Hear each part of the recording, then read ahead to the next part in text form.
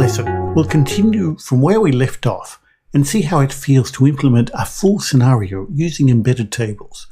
Along the way, we'll see a few real-world techniques that hopefully will come in handy when you do this in real life. Let's start by adding the missing steps to this scenario.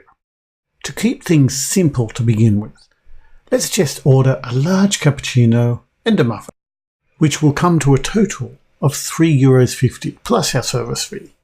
So we can add something like, given Sarah has ordered a large cappuccino and a muffin, when she asks for a receipt, then she should receive a receipt totaling €3.50, a service fee of 18 cents, for a total of $3.68. Now let's implement these steps. As usual, what I want to do is write the code that I'd like to have in the step library and then implement this code. In this case, our customer will be asking for a receipt, so we are going to need a receipt object, some sort of concept of a receipt that contains those fields, those totals and those service charges. Here we could say something like our receipt equals customer request receipt. Now request a receipt will be our step method.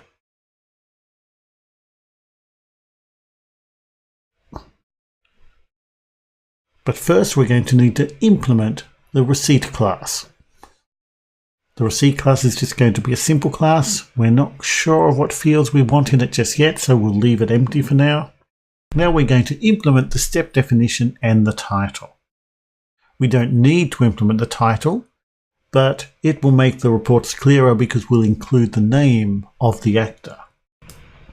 Now let's have a look at the last step. She should receive a receipt totaling. We'll create a step definition for that and see what we need to pass into it. Our scenario tells us that we're going to need at least a subtotal, a service fee, and a total in our receipt class. Let's add fields for these values now.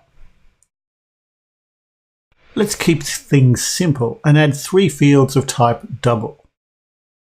We'll make this an immutable class, which means we're going to create a constructor where we inject the values and some getter functions. We'll also add a toString method, which will make it easier to see what's going on in the reporting. Let's go back to our step definition method. We're using a table, so we'll pass in a list of receipts, but we're actually only interested in the first receipt. So the first thing we need to do is to retrieve the receipt object from the first element of this list. Now we need to check that the receipt that the customer got back matches the values we're expecting. We can do this in a few ways, but the simplest would probably be to compare any fields that are defined in the scenario table with the corresponding fields in the receipt we received. We could do this field by field, but it wouldn't be very flexible. Luckily, in AssertJ, there's a method that we can use for this called is_to ignoring null fields, and it looks like this. Now let's run the test to make sure that it fails as we'd expect because we haven't implemented request a receipt yet.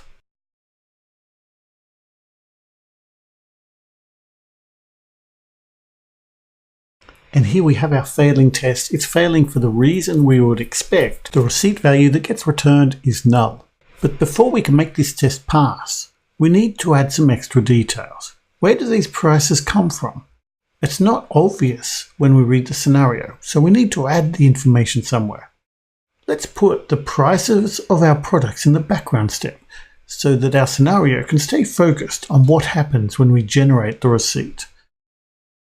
We can have something like given the following prices: regular cappuccino $1.90, large cappuccino $2.25, and muffin $1.25. Okay, let's implement these steps in the order a coffee step definition class. We're going to pass in a list of product price objects. Now the product price class doesn't exist yet, so we're going to need to invent it. The product price class will basically contain 2 fields, the product name and the price. we'll make this a simple immutable class with a string for the product name and a double for the price. And we'll add the usual getters, constructors, and toString method. Our product catalog would logically be in a separate part of the system, probably managed by a separate service. So let's create a separate step definition class to act as an interface between our test suite and the product catalog service. So let's write the code we'd like to have.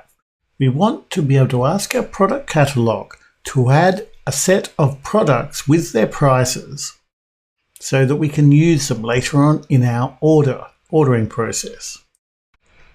Our product catalog doesn't exist yet, so let's create a field and a class called product catalog. We can declare this as a steps library. We'll be sharing it with our order process later on, so we want to set shared to true. Now let's create the product catalog class. And once we have our class, we can go back and implement our add products with prices method. Normally, this class would talk to a web service or interact with the real product catalog in some way. But for now, let's cheat a little and store the product prices directly in this class.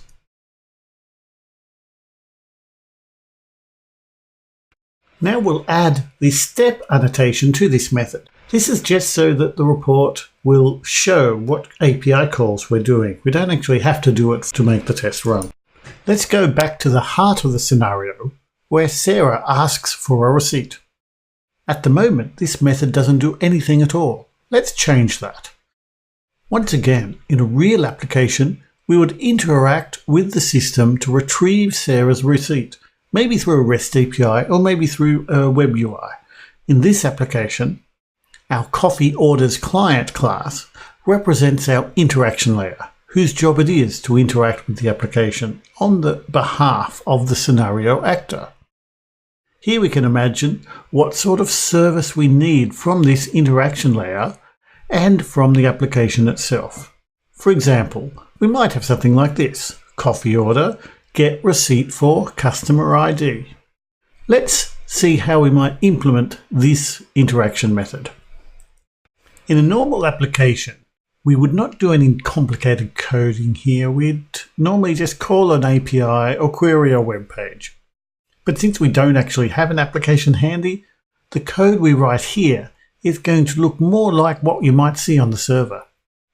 First of all, we need to find the orders that relate to this customer ID. We can use a Java 8 stream for this, or you could just use a for loop. Here I'm going to use Java 8, and I'm going to filter by customer ID, like this. We want to find all the orders such that the order.getCustomerID equals the customer ID that we pass in. Now that we've got the orders that we're interested in, we want to figure out how much each order costs. Now, to do this, we're going to write a little method called subtotal4 and find the subtotal for each order, and then find the sum of all these subtotals, and that will give us our overall subtotal. But we need to implement the subtotal method.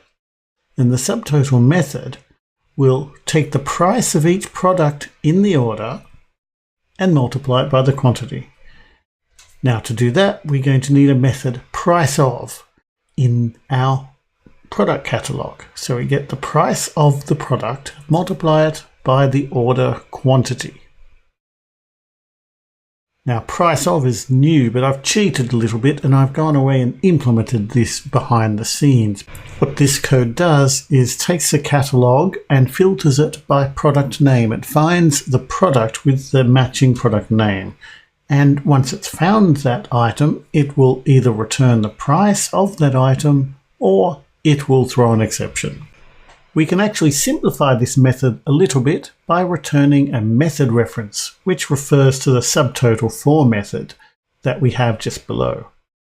Now the sum is our subtotal, the subtotal of all of the orders for this customer. So we can create a variable called subtotal and use this variable to go and create our other fields, our service fee and our overall total.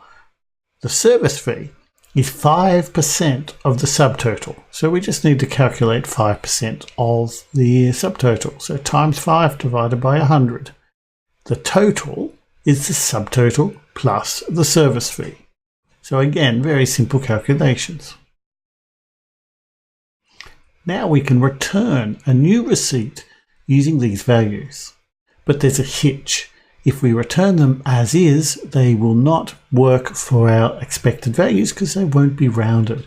We need to round them to 2 decimal places to make sure they match our expected monetary values. So let's write a little method, rounded to 2 decimal places, to do just that.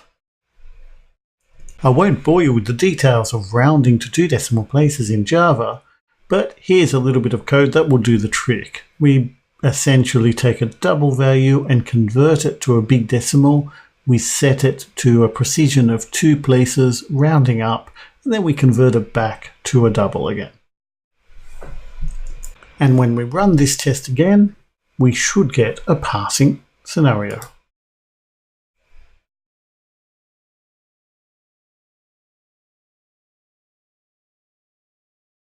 Wow, that was quite a lot of code, wasn't it? If you made it this far, well done. Take a look at the codebase yourself to get a better understanding of how it all works. And why not have a go at implementing the second part of the scenario, checking the list of items and the receipt yourself. It's only by practicing that all of this will really sink in. Have fun.